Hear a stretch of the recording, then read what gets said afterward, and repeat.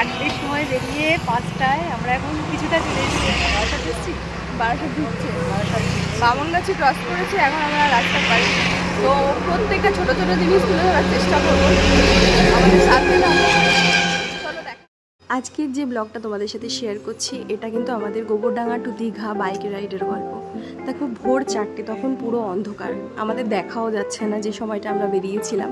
আর এই গল্পের এবার ইন্টারেস্টিং পার্ট হলো এদের 2.5 জন সদস্যের যে 3 বছরের যে কনিষ্ঠতম সদস্যটা, এই সদস্যটা সম্পূর্ণ সুস্থভাবে আমাদের সাথে এই জার্নিটাকে সফল করতে সাহায্য করেছে। তো এই মানুষটাকে তো আমি কোনোদিনই ভুলবো না। আমাদের এই জার্নিটা যখনই আমি মনে করব যে একটা 3 বছরের বাচ্চা যে বাইকে দীঘা গিয়ে আবার আসে সুস্থভাবে, এটা অনেক মা বাবাই সাহস পায় না। আর মনের মধ্যে ইচ্ছাটাও থাকা অবশ্যই জরুরি। তাই যেসব মা বাবারা 3 বছরের বাচ্চাকে ট্রেনে করে নিয়ে যেতেও ভয় পাও, তাদের জন্য তো এই ব্লগটা বিশেষ করে। দেখো কথা বলতে বলতে তো বালির ব্রিজ চলে এলাম। জানোই তো বালির ব্রিজ ক্রস করেই আমাদেরকে দীঘা যেতে হয়। আর সেই টাইমে একটু বৃষ্টি হালকা হালকা ছিল, মেঘলা ওয়েদার ছিল। এটাই আমাদের সবথেকে ভালো পার্ট, যেটাতে আমরা জার্নিটাকে পুরো এনজয় করেছিলাম। যে এত সুন্দর ওয়েদার আর হাইওয়ে, আর কি চাই। এবার তো নেশায় পড়ে গেছি। এই যে কোলাঘাটে ঢোকার আগে এই ব্রিজটা, তখন মনে হচ্ছিল যেন আমি ক্যালেন্ডার দেখছি, ক্যালেন্ডার পাতাটাকে উল্টাবো, এরকম থাকে না ক্যালেন্ডারে। এরপরে কোলাঘাট আসার পরে তো আমাদের মোটামুটি সবারই পেট চুচু করা শুরু করেছে। তো একটা ধাবা টাইপের দেখে আমরা ঢুকে গেলাম খেতে সকালের খাবারটা। তো ব্রেকফাস্টে আমরা তখন ওয়েট করছিলাম যে কখন আসবে, কারণ প্রচণ্ড খিদে সবার পেয়ে গেছে।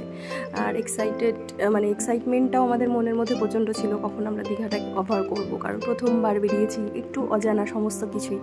তো এখানে আমরা ডিম পাউরুটি টোস্ট আর বাটার টোস্ট খেয়েছিলাম। এনার ডিম পাউরুটিটা ভীষণ টেস্টি ছিল।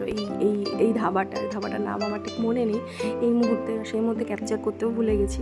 তো এই ধাবাটার ডিম পাউরুটি রোস্ট আমাদের ভীষণ ভালো লেগেছিল। তো আমরা প্রথমে 2টো অর্ডার করার পরে আবার আরেকটা অর্ডার করেছিলাম। আর এই যে ক্ষুদে সদস্যকে দেখছো, আমরা যা খেয়েছি রাস্তায় ও তাই খেয়েছে। এই কারণেও আমাদের সাথে পুরো জার্নিটা করতে পেরেছে।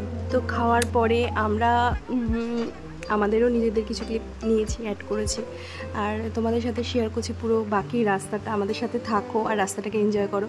এটা বলবো যে হাইওয়েতে ওঠার পরে তো স্পিড বাদ না, এত সুন্দর তখন লাগে। আর ওয়েদারটা যদি থাকে মোটামুটি ক্লাউডি, তাহলে তো আর কথাই নেই। সেই বাইক রাইডের বিশাল মজা, নেশার মতোই হয়ে যায় জিনিসটা। তো মাঝে রাস্তায় একটু গরম লাগাতে যখন ডাব পেয়েছিলাম, জানো তো দীঘা ঢোকার আগে কি সুন্দর ডাবের শাড়িগুলো থাকে আমাদের, এই ডাবটা আমরা মাঝে একটু দাঁড়িয়ে খেয়ে নিয়েছিলাম। তারপর আবার হাইওয়েতে স্পিড দৌড়াচ্ছে, কখন আমরা দীঘার দেখা পাবো। চলো রাস্তার সৌন্দর্যটাও তোমাদের সাথে একটু শেয়ার করি। পুরো জার্নিটা তো আমাদের যেহেতু রাস্তা বাইকের উপরেই হয়েছে, তো এই ব্লগটাও পুরো বাইকের উপরেই। আমরা কী দেখতে গেছিলাম, রাস্তায় কি করেছিলাম, সেই সমস্ত জিনিসই।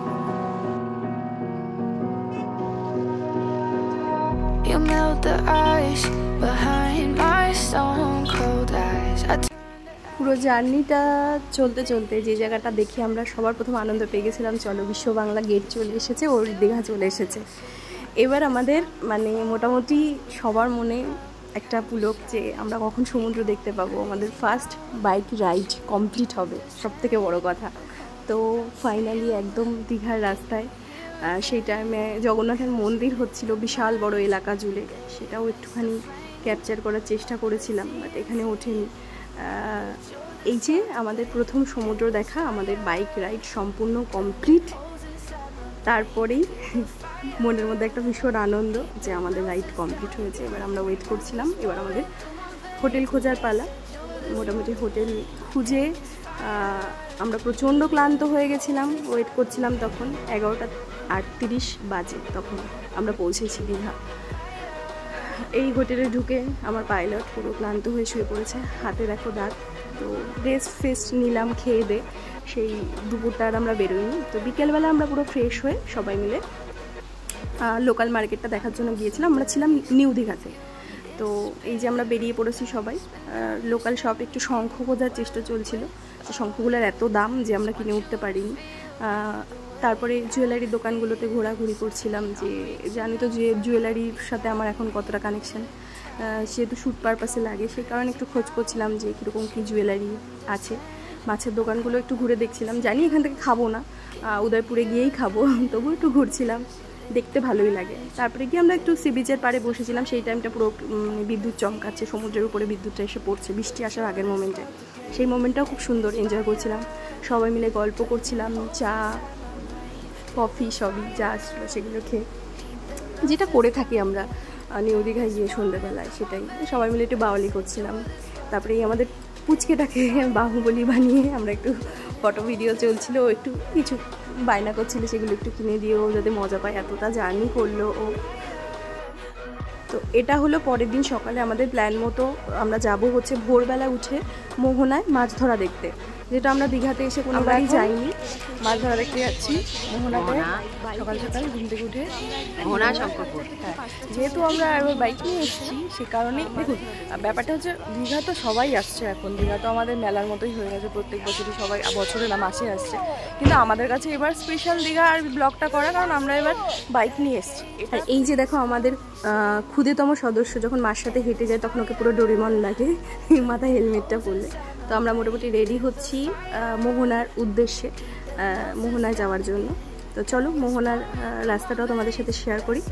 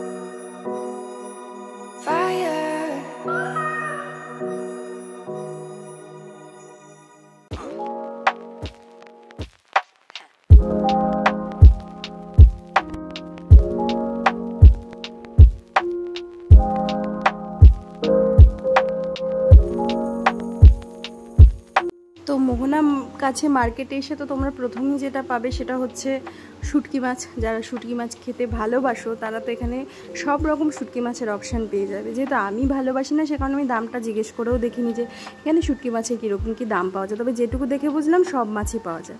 তারপরে তো আমাদের মেইন অ্যাট্রাকশন যেটা ইলিশ মাছ আর কাঁকড়া, সেগুলোও দেখতে এলাম। মোটামুটি আমাদের এখানে যে 1500 টাকার 1 কেজি 1.5 কেজির ইলিশগুলো বিক্রি হয় সেগুলো এখানে 850 থেকে 900-র মধ্যে পেয়ে যাবেন দাম করলে। মোটামুটি 1 কেজি 200-300 ওজনের ইলিশগুলো, আর কাঁকড়াটাও মোটামুটি সস্তাতেই পাওয়া যাচ্ছে এখানে। তারপরে ওখান থেকে ওগুলো দেখে আমরা মনে মনে খুব ইচ্ছা হয়েছিল যে বাড়ির জন্য নিয়ে আসবার, সেদিন যেহেতু ব্যাক করছি না সেজন্য আমরা ইলিশ নিতে পারিনি। তো তারপরে আমরা চা কফি খেয়ে একটু সমুদ্রের পাড়ে আড্ডা মারতে বসলাম, সেই সিনটাও একটু তুললাম। এই ছোটোটাও আমাদের সাথে সমানভাবে আড্ডা দিয়েছে।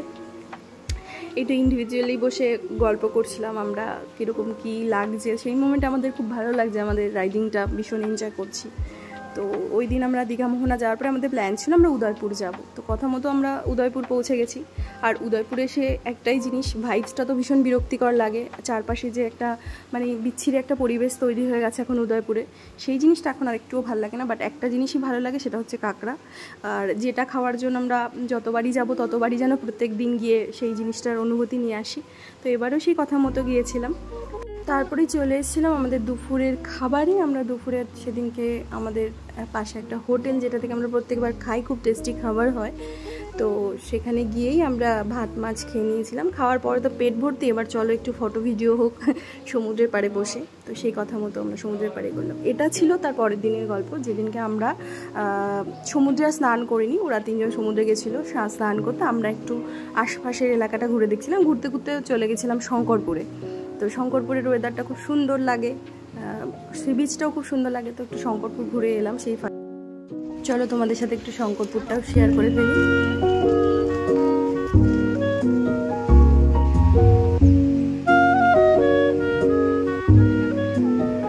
শঙ্করপুর থেকে ফিরে আমরা হোটেলে ওয়েট করলাম ওরাও চলে এলো স্নান করে, তারপরে আমরা বেরিয়ে পড়লাম সেজে গুজে তালসারির উদ্দেশ্যে।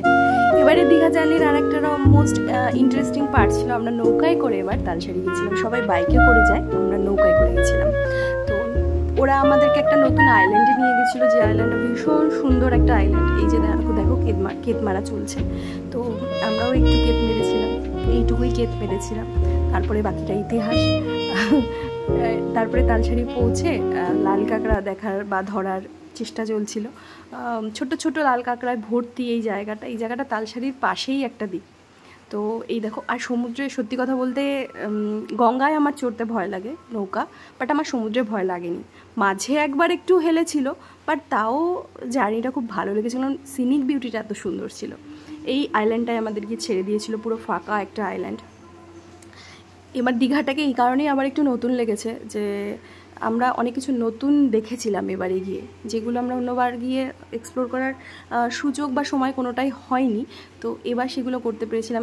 এই আইল্যান্ডটা পুরো কাঁকড়া ভর্তি, এইখানে এলে তোমাদের মন ভালো হয়ে যাবে। মানে যারা দীঘা আস্তে আস্তে একঘেয়ে হয়ে গেছো, তারা এই জায়গাগুলোকে এবার এক্সপ্লোর করো, নতুন কিছু লাগবে। তো সেই কথা মতো ওখানে আধ ঘন্টা হোল্ড করার পরে আমাদেরকে ফিরিয়ে দিল। দেন আমরা পরে রাত্রেবেলায় আমাদের মতন খেয়ে দিয়ে শুয়ে পড়লাম। এটা ছিল পরের দিনের ব্রেকফাস্ট, যেদিনকে আমরা কচুরি, আলু পরোটা, ডিম টোস্ট খেয়ে আমাদের বেরোনোর পালা। আমরা এবার বেরিয়ে যাব। তো এই চোখের নিচে আমার কালি পড়ে গেছে, কারণ আমার কোথাও ঘুরতে এলে ঘুম হয় না, ঘুম না হলে আমার চোখের নিচে কালি পড়ে যায়। এটা হচ্ছে আমাদের বাড়ি ফেরার দিনের গল্প, যেদিনকে আমরা আবার রেডি হচ্ছিলাম যে আমরা আবার বাড়ি ফিরবো। তো সেদিনকে আমরা মোটামুটি 9-10টা বেজে গেছিলো আমাদের চেক আউট করতে করতে। তো এই যে দীঘা থেকে বেরোচ্ছি, চলো এবার এই জার্নিটাও তোমাদের সাথে শেয়ার করি। সেদিনকেও আমাদের কাছে অনেকটা টাফ হয়ে গেছিলো জার্নিটা, কারণ সেদিন পুরো রাস্তাটাই আমাদের বৃষ্টি নেমে গেছিলো, পুরো দীঘা থেকে পুরো বৃষ্টির মধ্যে দিয়ে গেছি। এইটা হচ্ছে মেরিন ড্রাইভ। এই জায়গায় যেতে যেতে আমি আর বর একটা কথাই বলছিলাম, যে একটা মানে ডায়লগ, যে ভাই ঠিক মেরিন ড্রাইভের রাস্তা বাইক, আর আমাদের স্পিড থাকবে 90 থেকে 100। ঠিক এই কথাটাই দুজনে একসাথে বলে উঠলাম। কিছু পুরনো স্মৃতি, কিছু পুরনো ভালো লাগা, হয়তো সময়টা আসেই কিন্তু আলাদা আলাদাভাবে, কিন্তু সেইগুলোই চলে। কিছু কথা যেগুলো পূরণ হয়, সবারই পূরণ হয়েছে, কিন্তু সেগুলো আলাদা আলাদা সময়। তো এই মেরিন ড্রাইভের এই জায়গাটায় এসে আমাদের এই দুজনেরই একসাথে এই একটা কথাই মনে পড়ছিল। যাই হোক, মেরিন ড্রাইভটাও তখন খুব সুন্দর লাগছিলো। পুরোপুরি বৃষ্টি, আমরা রেনকোট পরে নিয়েছিলাম। দীঘা থেকে স্টার্ট, আর আমাদের এই খুদের সদস্যও কিন্তু এই বৃষ্টির মধ্যেই আমাদের সাথে গেছে। তো চলো তোমরাও দেখো এই বৃষ্টির মধ্যে দীঘা থেকে ফেরার জার্নিটাকেও তোমরাও এনজয় করো।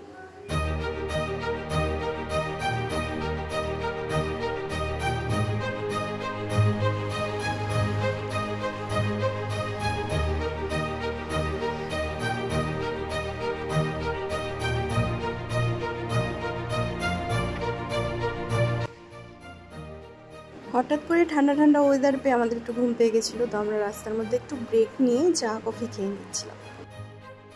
আর আমাদের খুদের সদস্য কথা শোনো। তো কোন ক্লাসে পড়ো? হ্যাঁ, বাবার ক্লাসে পড়ো? আরে বাবা, এই জায়গাটায় এসে ওর একটু পেট ব্যথা করেছিল। তো ওই 10টা মিনিট কি 15টা মিনিট আমরা ওর জন্য, মানে এই পুরো জার্নিটা একটু সময় নিয়েছিল। মানে আমরা বলবো যে ও এর পরেও আমাদের সাথে, আমাদের ফিরতে যেহেতু বৃষ্টি হওয়ার জন্য আমাদের অনেকটা টাইম লেগে গেছিলো, যেহেতু মাঝে মাঝে অনেকটা সময় আমাদের দাঁড়াতে হচ্ছিলো, তখন প্রচণ্ড জোরে বৃষ্টি নামছিল। তো এই টোটাল আমাদের আসতে অনেকটাই টাইম লেগেছিলো। তো ওই 10টা মিনিটও আমাদের কাছ থেকে নিয়েছিল পুরো জার্নিটাতে একটু দুর্বল হয়ে যাওয়ার। তো তারপরেও একদম সচলভাবে, কোনো প্রবলেম নেই, আমাদের সাথে গেছে, কোনো অসুবিধা করেনি। ওই যে মাঝে ওর কষ্ট হচ্ছিলো, তখন একটু পেট ব্যথা করছিলো, তার মাঝেও ইয়ার্কি মাঝে ওর এত মিষ্টি বাচ্চা। দেন শেরি পাঞ্জাবে আমরা দাঁড়ালাম, দাঁড়িয়ে তখন পুরো আমরা বৃষ্টিতে ভিজে আমরা আমাদের দুপুরের খাবারটা খেয়ে নিলাম। রীতিমতো আমাদের ওখানে ড্রেস চেঞ্জও করতে হয়েছিল, আমরা সবাই ড্রেস চেঞ্জ করেছিলাম ভিজে গিয়ে। দেন খাবার দাবার খেয়ে আমাদের আবার পরের বেরোনোর পালা। এবার টার্গেট ছিল একবারে বালির ব্রিজ, আর কোথাও দাঁড়াবো না। বৃষ্টির কারণে আর ভিডিও না করায় লাস্ট ভিডিওটা একদম গন্তব্যে। এতক্ষণ বাইকে চড়ে কেমন লাগলো? ভালো লেগেছে? 10 ঘন্টা তুমি জার্নি করলে, ভালো লেগেছে? এই মানুষটা এই মানুষটা এখনও দেখো, মানে রাত্রিবেলার বাবার অবস্থা দেখো, পুরো একদম ঝোড়োকাক হয়ে গেছে। ও কিন্তু ফুল ব্যাটারি, ফুল এনার্জি রয়েছে। মানে এই মানুষটা ওর বাবা কাকা সবাই ঝোড়োকাক হয়ে গেছে, এদেরকে আর খুঁজে পাওয়া যাচ্ছে না।